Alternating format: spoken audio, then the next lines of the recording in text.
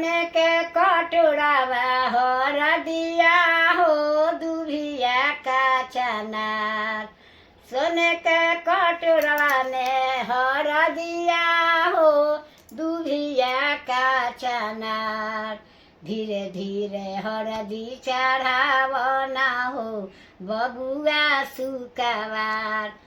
पहिले हरदिया पंडितजी चढ़ावेले, पहिले हरदिया पंडितजी चढ़ावेले।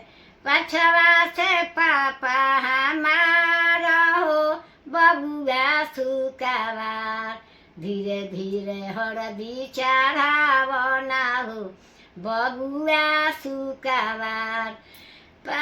पहिले हरदिया पापाजी चढ़ावेले, पहिले हरदिया पापाजी चढ़ावे।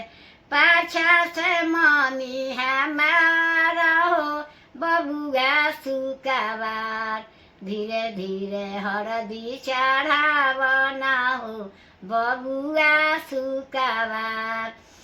सोने के कटोरावा में हरदिया हो दुभिया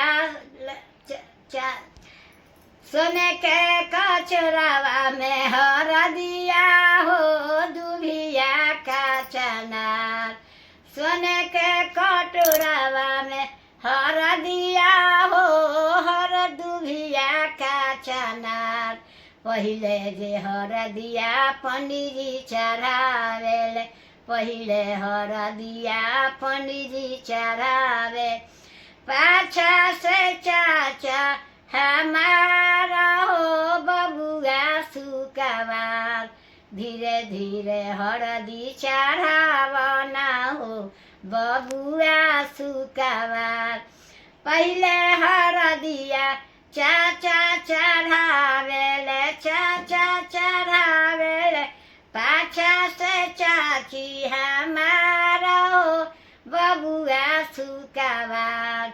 धीरे धीरे हरदी चढ़ावना हो बबुआ सुकावार। एक कटोरावा में हरदिया हो दुभिया का चनार। सोने के कटोरावा हरदिया हो दुभिया का चनार।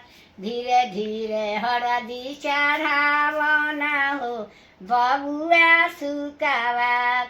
पहिले हरदिया पंडितजी चढ़ावेले, पहिले हरदिया पंडितजी चढ़ावे।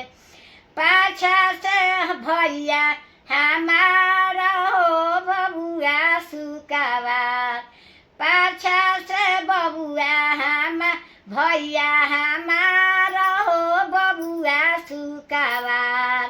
पाछा से भाभी चढ़ावेली हो बबुआ सुकावार।